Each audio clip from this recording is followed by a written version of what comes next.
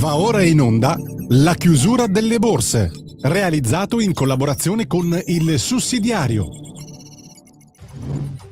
Radio Libertà, in collaborazione con Il Sussidiario TV, presenta La chiusura delle borse di oggi.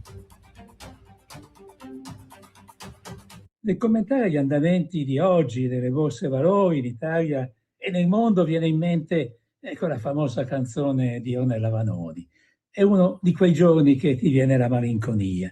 Ti viene la malinconia perché si guarda la borsa con azioni che salgono perché ieri erano scese, con azioni che scendono perché ieri erano salite e che domani magari saliranno ancora o magari scenderanno ancora. Non c'è una direzione precisa. Ci sono le aziende tecnologiche che stanno crescendo, ma solo in parte. Ci sono altre aziende sul fronte energetico che hanno un andamento diciamo difforme. L'Eni oggi per esempio è positiva, mentre la SDAM è negativa. E quindi abbiamo di fronte un mercato che vive di attesa per esempio degli andamenti della grande crisi medio orientale, dello stretto di Hormuz, della possibilità che si ristabiliscano le relazioni commerciali nella globalizzazione e che il petrolio possa tornare a livelli compatibili appunto con la crescita internazionale.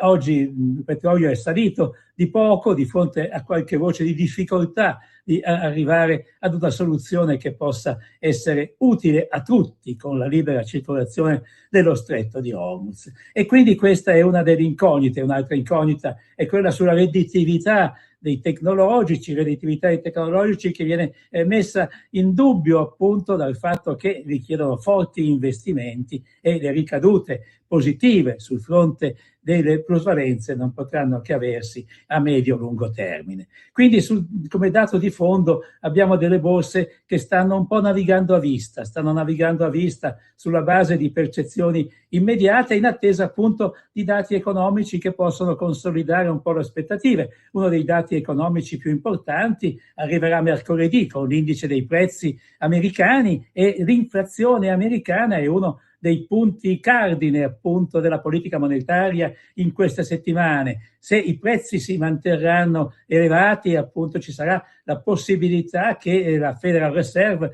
possa aumentare i tassi e questo non è visto come un dato positivo dai mercati, mentre se i prezzi potranno anche solo marginalmente segnalare, se non una diminuzione, almeno una stabilità, allora ci potrà essere la prospettiva di un mantenimento di una politica monetaria come l'attuale che renderebbe in qualche modo più confortevole l'andamento delle borse valori.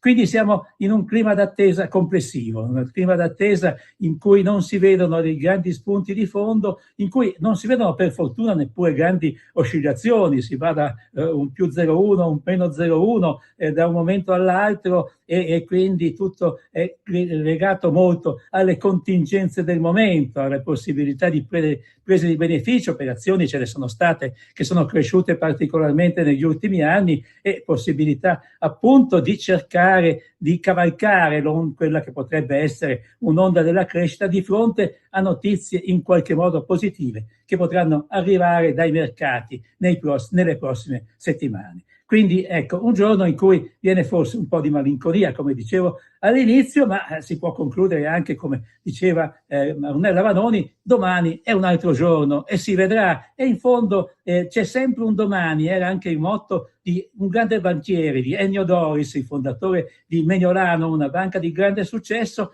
C'è sempre un domani, quindi guardiamo a domani e siamo come sempre ottimisti perché le borse risentono appunto del clima generale e noi vogliamo che il clima generale sia positivo. Avete ascoltato La chiusura delle borse, realizzato in collaborazione con